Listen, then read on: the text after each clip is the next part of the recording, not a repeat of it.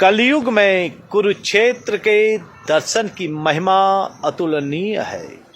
प्रतापी राजा कुरु के नाम से संसार में प्रसिद्ध है कुरु क्षेत्र। विश्व का सबसे बड़ा महासंग्राम हुआ था इसी भूमि पर, जहां पर अर्जुन का उद्घोष गूंजा था। कर लूं निरीक्षण युद्ध में जो जो जुड़े रणधीर हैं, इस युद्ध में माधव मुझे किन पर चलाने तीर है।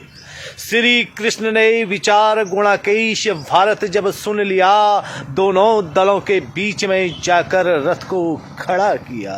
राजा रथी श्री भीष्म द्रोणाचार्य के जा सामने, लो देख लो कौरव कटक अर्जुन कहा श्री भगवान ने। यह वह भूमि है जहाँ धर्म व अधर्म का विराट महासंग्राम हुआ।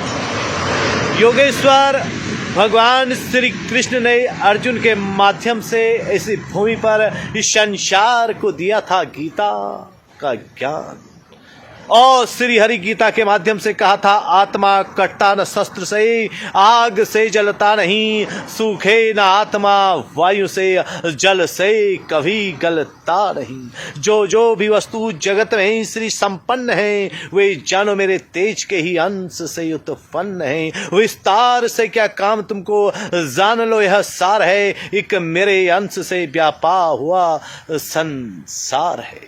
इस तरह योगेश्वर भगवान श्री कृष्ण ने अर्जुन के माध्यम से संसार को गीता का ज्ञान इसी भूमि पर दिया, और उस ज्ञान में कर्तव्य को सर्वोपरि स्थान दिया।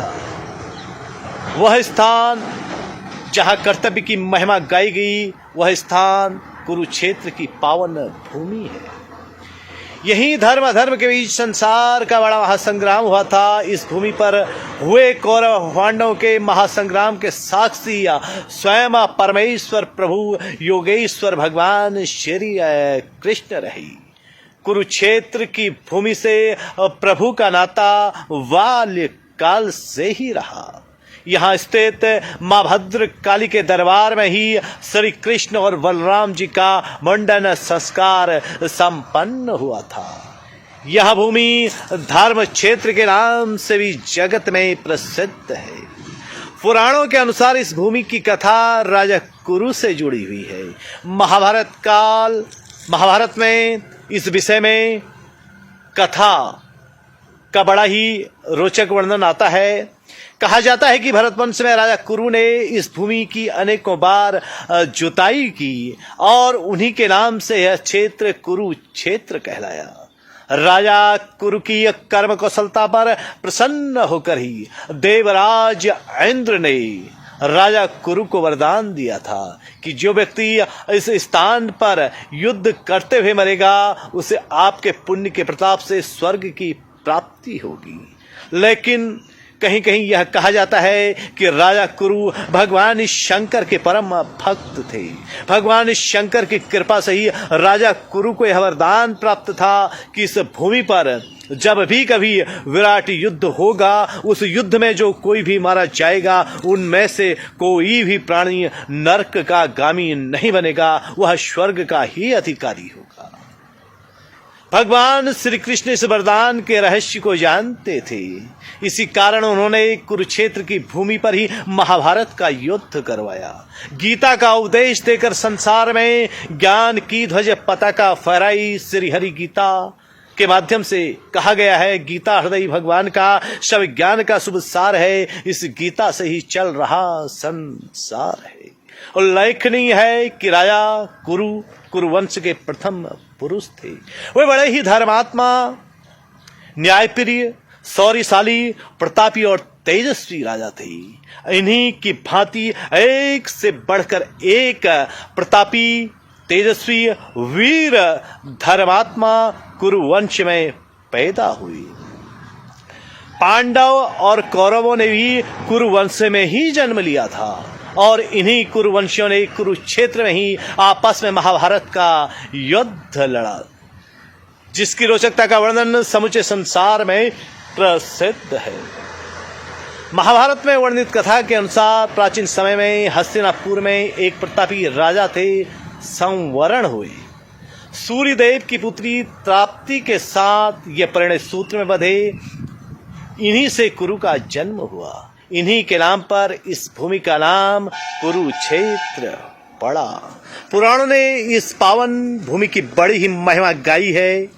कुरुक्षेत्र की पावन भूमि की महिमा के बारे में कहा गया है, कुरुक्षेत्र में आकर मनुष्य समस्त पापों से मुक्त हो जाता है। कहा तो यहां तक गया है कि जो बार बार यह कहता है कि मैं कुरुक्षेत्र जाऊंगा, मैं कुरुक्षेत्र जाऊंगा, मैं कुरुक्षेत्र जाऊंगा, उस पर सहज में ही श्री कृष्ण की कृपा होती है। यहाँ की उड़ी हुई धूल के कण यदि पापी मनुष्य के शरीर पर पड़ जाएं तो भी वह परम मुक्ति का भागी बनता है।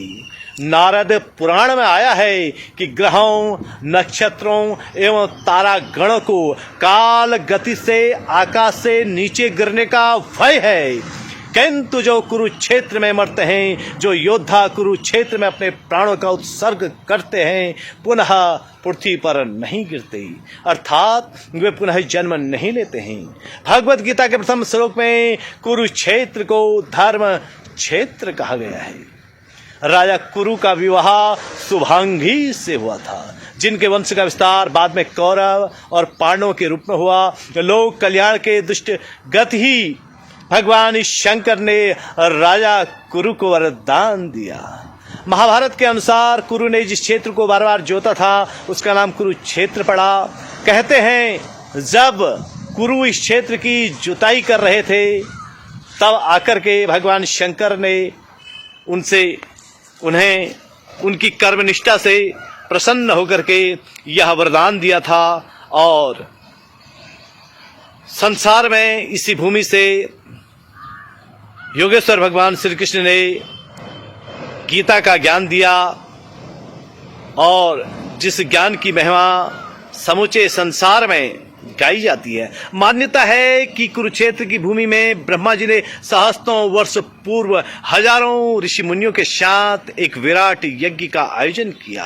ब्रह्म सरोवर उस यज्ञ की याद का आज भी यहाँ प्रतीक है। यहाँ किए जाने वाले तर्पण पितरों के लिए परम कल्याणकारी माना जाता है। देश व विदेश से यहाँ के श्रद्धालु बड़े ही श्रद्धा भाव के साथ स्नान व अपने पूर्वजों का तर्पण करते हैं। इसके अलावा ज्योतिषर तीर्थ जो कुरुक्षेत्र के प्रमुख तीर्थों में एक है, यही वह स्थल है जहां भगवान श्री कृष्ण ने अर्जुन को गीता का उपदेश दिया था और अर्जुन को अपना विराट रूप दिखाया था।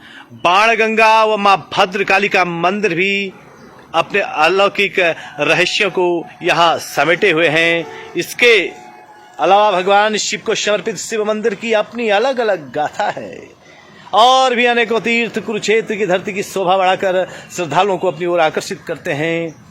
और कुरुक्षेत्र की यह धरती सदा से ही परम पावन पूजनीय रही है। योगेश्वर भगवान श्री कृष्ण ने जिस भूमि से गीता का ज्ञान